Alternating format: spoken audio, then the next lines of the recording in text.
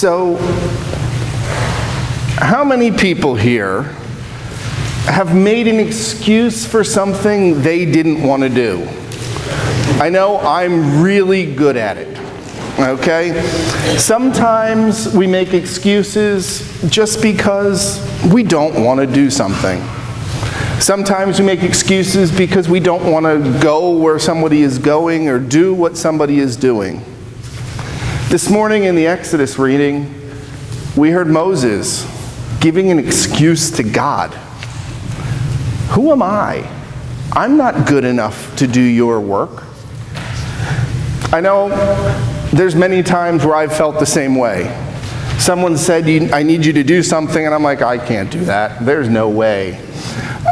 It's just a fact of life that we always think that maybe I'm not good enough to do that.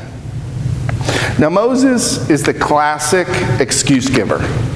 This is the first excuse of 5 that he will give to God to why he can't go speak to Moses or speak to the Pharaoh. You know, next he'll say, well, I have a lisp, and so I can't speak because I have a lisp. And God says, well, I'll send Aaron with you. So every time Moses makes up an excuse, God gives him something to help him. Well, he says he has no importance, but yet he also says, here I am, Lord. Even though he feels he isn't worthy enough to accept that call, he still accepts it. He still says yes. Now, when we do things we don't want to do, whether that's cleaning a room, the laundry, any number of things, we also are saying, here I am. Now, that may not be the call from God, but it's the same thing in relationship to each other. We need to say, here I am. Just like Moses was the middleman between God and the Pharaoh, Jesus was also a middleman. Jesus was God incarnate as human because God wanted to be part of us. He wanted to come here onto the earth and be involved in our lives. Jesus was the intermediary between God and us. He didn't live at a distance. He didn't live over there. He lived right in the middle of it. Being a Christian is not easy. We all know that. There are parts of the world where today Christians are worshiping, not knowing if their church will be blown up, whether they will be shot as they leave because of their beliefs. But yet, Jesus says, take up your cross and follow me. Those Christians are doing just that.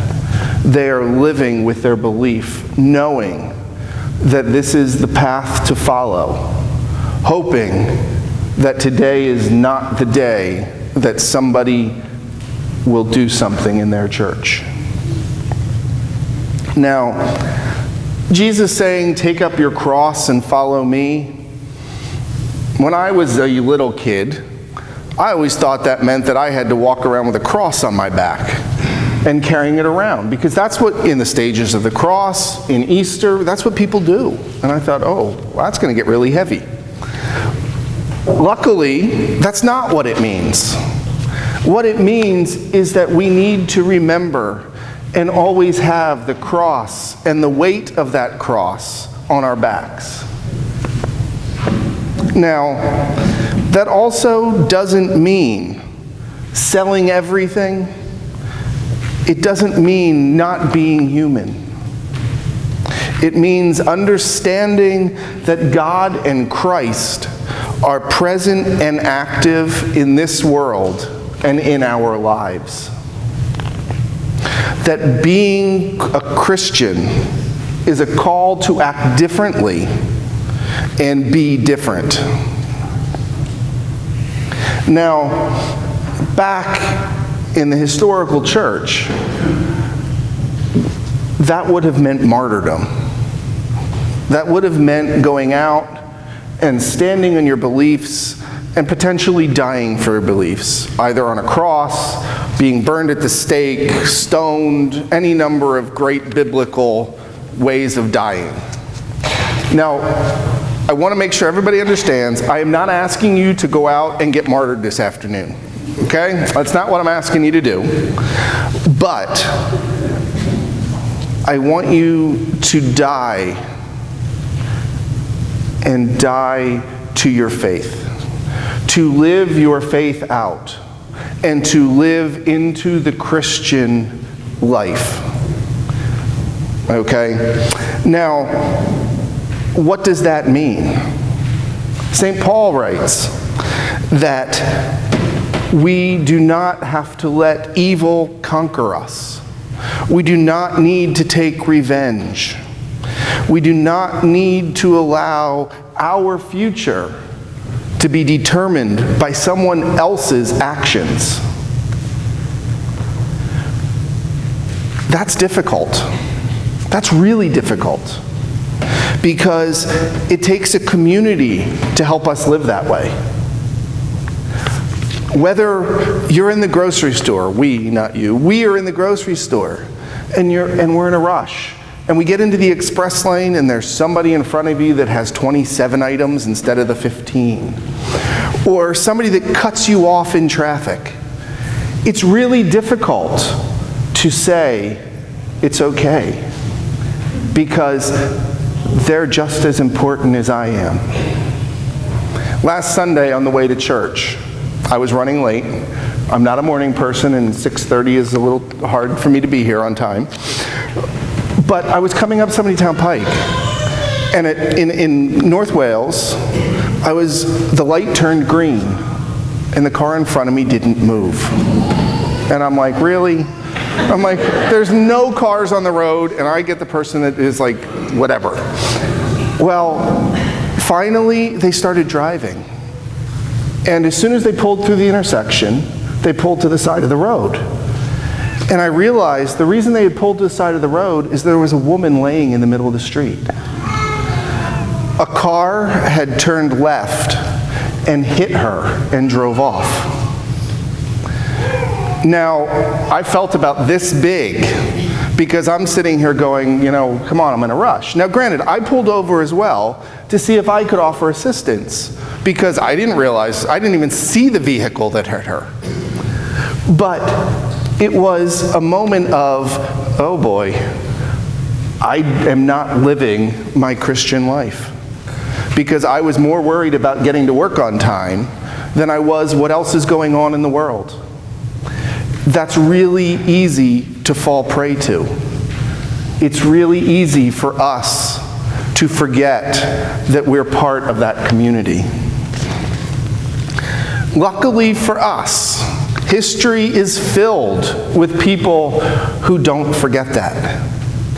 Martin Luther King, Mother Teresa, Nelson Mandela, Bishop Tutu, just a few of the people that you can think of who have lived Christian lives, both inside and outside. Now, many people know Mother Teresa is a saint, but she also questioned whether there was a God. She was still human. She is an example of how us, who are much less saintly than she is. Maybe I'm wrong, okay, I don't know y'all yet, so apologize if I take it just offended y'all. To be able to be an inspiration to live that way. We need to have a hermeneutic of generosity. Hermeneutic is an inspiration of generosity, to always be generous, whether it with our time, our talents, our treasures, Just saying hello and smiling to somebody can make somebody's day.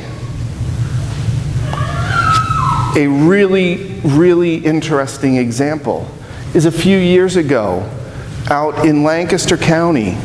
The milkman went in and to a school and killed all kinds of kids in an Amish school.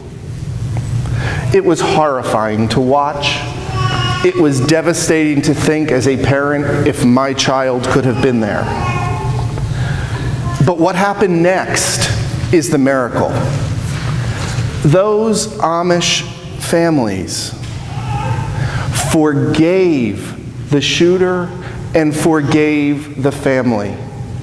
They went to his house and said, "We forgive you." I don't know if I could have done that, but that is the inspiration and the idea of generosity that we have to live toward. We may not be Mother Teresa. We may not be Martin Luther King. But I can tell you there are small things we can do. In Ferguson, Missouri, I have acquaintances that went to seminary with me that went out into the riots at night with their collars on.